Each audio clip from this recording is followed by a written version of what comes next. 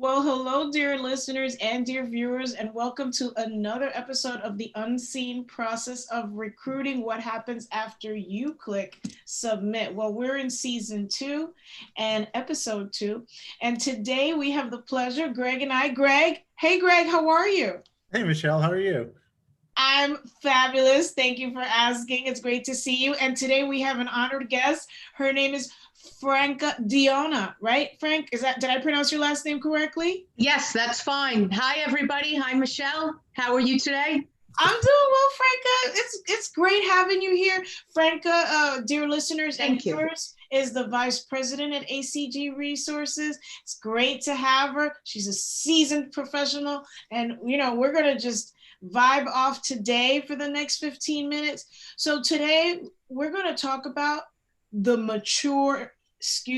seasoned applicant, right, guys? That is correct. Yes.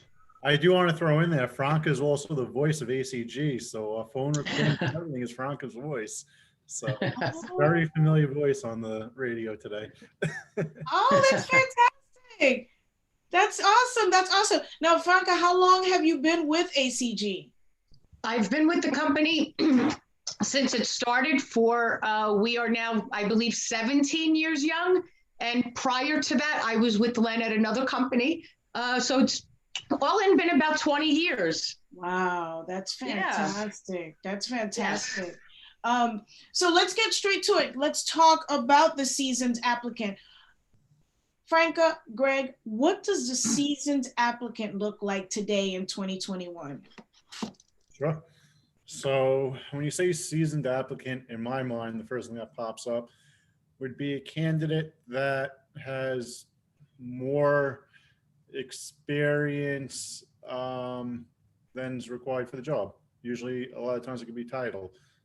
So in my mind, an analyst position, the seasoned candidate for that would be even a vice president or a senior vice president. Not necessarily related to age, but experience. That's a great point. That's a great point, Franca.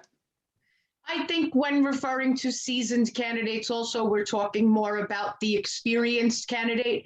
I would say most seasoned candidates have at least 20, 30 years of experience compared to entry level or mid-level candidates. So I think the seasoned candidate is a candidate who will bring a lot of experience to the table, and many years of skill.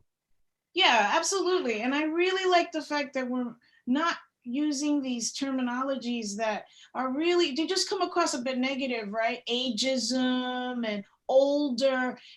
The fact is that there are individuals in the market seeking employment that have a lot of experience, and they should be given credit for that. And they should also give themselves Absolutely. credit for it, right? What experience have you encountered in dealing with the seasoned applicant at ACG? So from my side, oftentimes the seasoned applicant, I feel the challenge when trying to get a seasoned candidate into a position that they're probably 2 or 3 levels overqualified for is what happens in the long term. Mm-hmm. Both parties have a long-term commitment to something. A company's hiring someone for the long term, and the candidate's hopefully looking for a long-term position.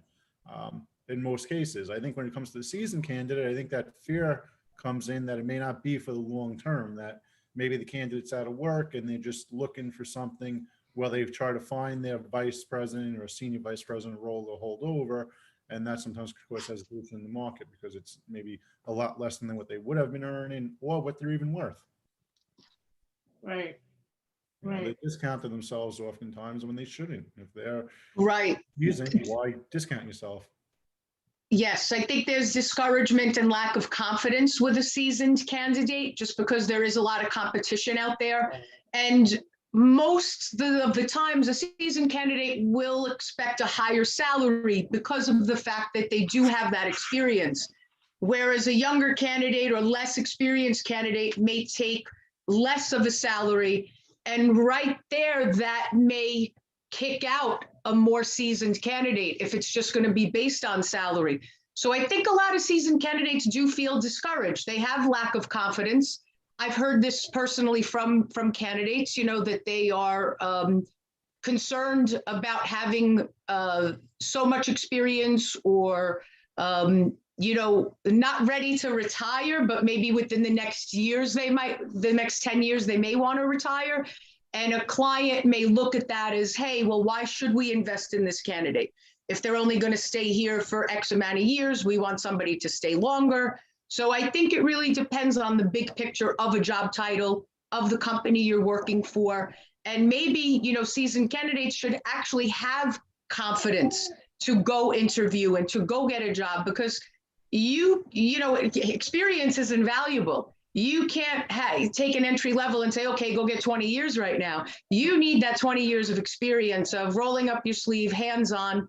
So I find a seasoned candidate very valuable due to the fact that they can bring experience to the table. They are skilled. They're usually more mature also. And I feel there's more stability with a mature candidate as well. And I think those are positive aspects, with mature candidates these days. Right. Go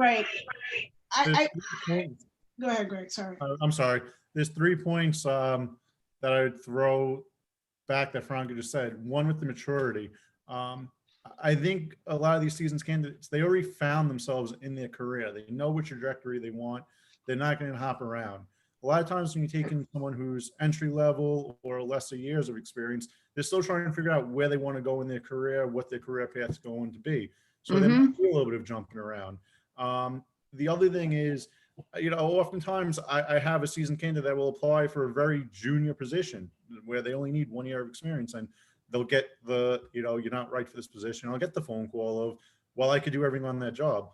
And usually a lot of times my response is, I don't discount the fact that you could do it, but why do it for a quarter of what you were earning? That's right. That's what your skills were. So that's the other point. The third point I truthfully forgot. So I'm a little experienced to myself right now. It will come to me at some point. No, that's okay. I just wanted to ask a question in reference to the climate that we're in terms of the pandemic. It has changed the workplace forever. And now workplace security, in my opinion, really doesn't exist in terms of staying in a job for 20, 30 years. Granted, some folks have been blessed, but for the most part, we're in a fluid work environment now. So I just wanted to put in there that if an applicant who's more seasoned, right, has the experience, apply for the job. Don't worry about the perception. If you can do the job and you have the experience, apply, right, Franca?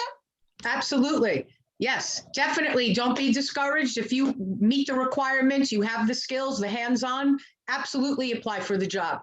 Do not be discouraged, because you don't know who's looking at your resume on the other end, who's going to analyze it, who you'll meet with. And I think, as prior, as we mentioned, you're really getting experience when you do hire a more mature candidate. And like Greg said, somebody who's more settled in their career, not looking to take the next jump, or, hey, what's my next promotion going to be? Because they've already been through that. Right. Let's talk about resumes real quick. The perception is for a seasoned applicant that they shouldn't have more than 15 years of experience reflected on that resume. What are your thoughts, Greg? My opinion on resumes, I think they should have everything on a resume, because at the end of the day, when someone's going for an interview, you're not fooling the person on the other desk when you show up or when they see you. If you only put in 15 years of experience, and they see that progression that you were an SVP in 15, that's pretty quick, or you became a vice president, or really went up on your career. It's kind of hard to omit those years prior from those last 15. I just believe in including everything. It shows a good trajectory. It shows what your path was, and it just shows integrity. I think when you only put the last 15 years, it looks like you're not confident in yourself of who you are and all your skills. Yep. Franca? Especially if I agree with Greg, especially if you've worked your way up in a company. Let's say you start off as administrative, and then eventually you work your way up to a VP or a higher level. I think that shows a lot about the candidate, that they've been with the same company and they were promoted from within.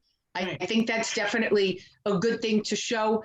However, on the flip side, we also don't want 4, 5, 6 page resumes. Oh, yeah. So that could also run into an issue because a lot of our clients do not want to read 5-6 page resumes. They would like 1 or 2 pages at most. So sometimes we do suggest to a candidate maybe to put a functional resume, which is a different format, basically summarizing what they've done, all their skills, and then underneath putting where they've done it and the years, that they were at the places. But there's always that flip side. But I think, like Greg said, it is good to show all of your experience. This way, there's no surprises. If a candidate, does shorten their resume, eventually the client will get to see you, meet you, have the Zoom call with you, and everything would be put on the table at that point. They may feel that maybe you're trying to hide something by shortening the resume. Yeah, I agree. So you want to be upfront. Yeah, I agree. And so the key points that you both have mentioned here is, one, keep your resume brief, right? But also reflecting your experience, right? So not 4 to 5 pages or a book, but more Right. like more concise. And also consider the format. If you have a chronological resume and maybe you need to think about having a functional one, do the research on that. Get some templates out there that looks current. As a career coach, we also focus on the content, right?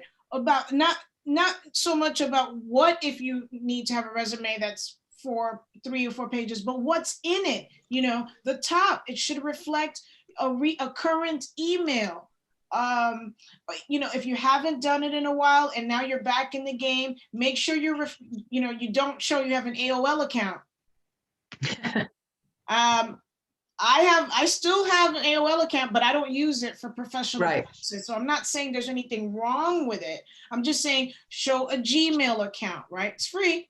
Also, right, show your LinkedIn profile. Make sure that they know that you have a LinkedIn profile. So anything I missed there in terms of the top part of that resume that should be there that you both see or sometimes don't see?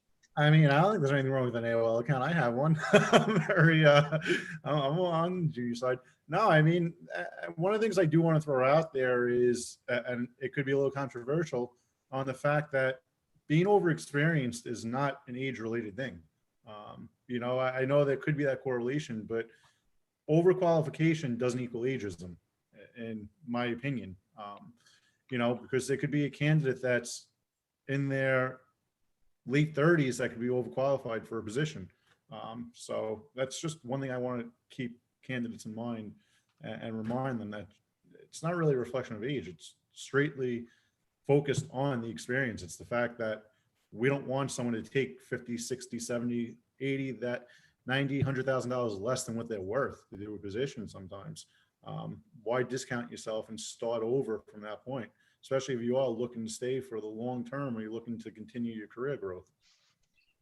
Greg, I agree. I think that it's true. The perception that we're discussing someone that's perhaps in their middle ages is not necessarily correct. You could be in your 30s and perhaps try to vie for a job that clearly you may be overqualified for. So I think going back to Franca's point, have confidence in yourself and your abilities and know that if you've done the job before, that you can do the job that you're looking at again, right? Beware of imposter syndrome, right? And we'll talk about that in another episode. But basically knowing that you can do the job now, go ahead and apply. Let's talk about, wow, time is flying here. Let's talk about how to stay current. Whether, you're in your 30s, 40s, 50s, 60s, what suggestions do you have for applicants that are applying for jobs and may not have the skills for that role? What could they do to be a viable candidate? Sure. I mean, I think one of the best things they could do is just try to stay up to date with technology. I mean, myself included, I'm always learning something new. I mean, Google Sheets, for example, is new to me. I was an MS Office person. I know Microsoft Office, very similar, but there's a lot of different nuances. Surprisingly, I went on Google and I learned how to do a lot of the things. There's so much free information out there, as well as paid courses. It's a valuable investment. I'll compare it to a house. If you redo your kitchen, you can get a lot more on the sale. Same thing. You throw $100 into technology class to update yourself on Microsoft Office or Google Suite or any of those, it will return back in your salary and your compensation and really make you a competitive candidate. I'm sure Franca has some input too on what these candidates could do it. Absolutely. I agree with training, taking courses. A lot of them are for free, as Greg mentioned. Some you do have to pay for, but they're low cost. A lot of the internet training courses, but always stay fresh, stay up to date. If you're an accountant, make sure you have your CPA and refresh them, renew certifications. If you're in compliance, renew CAM certifications. I think certifications are also a route to take. In addition to your normal experience, these certifications do stand out. I see it a lot, especially with compliance jobs. They do prefer CAM certified candidates. Those are all courses candidates could take. Sometimes a bank will even sponsor you and pay for those courses, but I don't think they're very expensive anyway. They are user friendly, and I think whether you are going for a certification or not, training is very important to stay on top of your skills, and so that you are competitive when you do go to a job interview.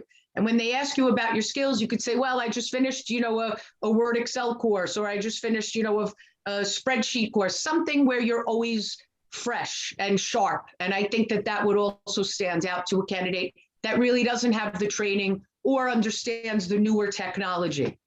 That's right. That's right. And adding on to skills, there's also, right, Greg and Franca, the transferable skills, right? Absolutely. Demonstrating what you've done before can apply to what you're doing, what you'd like to do now. This is really important because I tend to get the impression sometimes that individuals feel like they need to negate what experience they've gained in order to be considered for the now, right? Or not talk about it. No. To just expand on what Greg said, and Franca, what you said is that take your experience and use it and have confidence to put yourself forward as a candidate. What do you both think about that? Another thing that I think a lot of candidates forget too is invest in technology itself. Buy an iPad, have a laptop. And this goes across all generations. I can't tell you how many people I talk to, whether they're in the beginning of their career or the end of their career, that you send something to, hey, could you print it? I don't have a printer. I have to go to the library. I have to go here. Could you, go on your laptop? I don't own a laptop. I mean, these are things that I feel every candidate should have, especially with the remote workforce now. Yes. Because sometimes companies don't purchase that stuff for their employees. They ask you to use your personal things, or it's just good to have if you have to go in and dial in remotely. And dial in is probably an antique term now. But if you have to connect in, I mean, it's just good. And on top of it, they're keeping the skills sharp. If you only have in your house or your residence a Windows 1995 desktop, sometimes, you're not going to stay up to par with MacBooks, iPads, iPhones, things like that. They have so many different technologies on them that you'll learn so much just from daily use. I mean, I agree. I just updated my MacBook Pro to the latest system, and it's a whole new world for me. And I just had to go on YouTube, figure it out, do it, right. And just have confidence. So here's another thing. We have YouTube now, which has changed, right? YouTube today used to be just videos, random things. Now they're tutorials. And so anything you want to learn, you can just look it up on YouTube. So including this podcast. So for all of those that are thinking, oh, it's too daunting to stay fresh, just take your time and apply yourself to where you want to be considered in terms of your experience and your knowledge and current skill set. With 5 minutes left, any other misperceptions about the seasoned applicant that we haven't discussed yet? And it could be on the side of the applicant and the company, right? The client. No, I mean, from both sides. I think I always do think it's good to keep an open mind from a hiring side or from the candidate side. I'll go back. I don't think the candidates should be hard on themselves and look for a reason outside of the fact that, they probably have too many skills for the job. It could be boring for them, to be honest. It could be grunt work for them. where maybe in the past they're managing a team that was doing this. We give the best advice to people. You always want to move forward and move up. When you're writing your resume, you want to sell your last skill that you had, your last position, to move into the next position. You don't want to sell your position 10 positions ago or 10 roles ago, because those skills kind of become irrelevant too if you're trying to progress in your career. So I say the same thing with the qualified candidates or the seasoned candidates, that if you're writing your resume and you're looking at your resume, would it make sense to go from managing a team of 10 and being an SVP to an analyst and managing no one and doing the work of that team that you managed, or going from a national level to a local level? That's probably the best comparison. I mean, the similarity, it would be going from president to local congressman. Usually you don't see that progression. It's a good point. That's a very good point. I mean, unless, you know, you really like, you know, I agree with you, Greg. You rarely see that. Franca? I think that I agree with Greg. And, you know, for candidates, don't be intimidated. You know, bring what you have to the table. Knowledge is power. Always remember that experience is invaluable. So I definitely think candidates of any age, just, you know, have courage, have self, you know, worth, and definitely have that confidence that you need to get a job or pass through the interview process, because clients want a candidate with confidence. If I'm speaking to you and I'm confident about what I could do and do for the company and bring us to the next level, hey, that's what, you know, that's how it's going to make it work and be a success. Other than that, you know, it won't be. So it's good to have that skill, that knowledge, and don't be discouraged about it. If anything, encourage yourself about it, because you will stand out over other candidates that don't have as much experience and knowledge as you do. No, and I could say, speaking for ourselves internally, our staff ranges from age 24 to 78, 79. Wow. 81. 81? 81, yeah. 81. So Wow. in Yeah. between that, we have pretty much every generation. So just to have such a diverse workforce with all that experience and different levels of experience, and someone that's got 2 years in recruiting, and then someone that's got 40 years in recruiting and maybe had another career before that. It's just, it really brings a lot of wealth of knowledge to the workforce. And Yes. I advise to companies too, that it's always good to have that diversity. Yes. You get different levels of stability, you get different work mentalities. It's interesting. It's a great dynamic. Yes. It is a great dynamic. I'm all for diversity. So good Yes. for ACG. And Yes. well, you know, our time's run out, but Franca, we're going to have you back next week, right? Because we got more stuff to talk about. Okay, sounds good. I look forward to it. Yeah, it's been great having you, Franca. Greg, Thank you. Likewise. It's always a pleasure, Greg. It's always a pleasure. One of these podcasts soon. All right. Well, thank you, Franca and Greg. Thank you, dear listeners and viewers. Until next week. Thank you so much. Thank you.